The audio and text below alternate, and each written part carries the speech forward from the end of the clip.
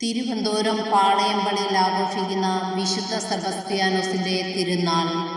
ക്രൈസ്തവ വിശ്വാസത്തിനായി ജീവൻ സമർപ്പിച്ച മഹാരക്തസാക്ഷിയായ വിശുദ്ധ സെബസ്ത്യാനോസ് ധൈര്യത്തിൻ്റെയും ഉറച്ച വിശ്വാസത്തിൻ്റെയും പ്രതീകമാണ്.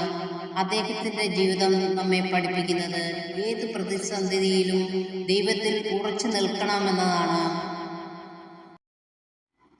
ഭക്തിയുടെയും പ്രാർത്ഥനയുടെയും ആനന്ദത്തിൻ്റെയും മനോഹരമായ ഉത്സവമാണ്.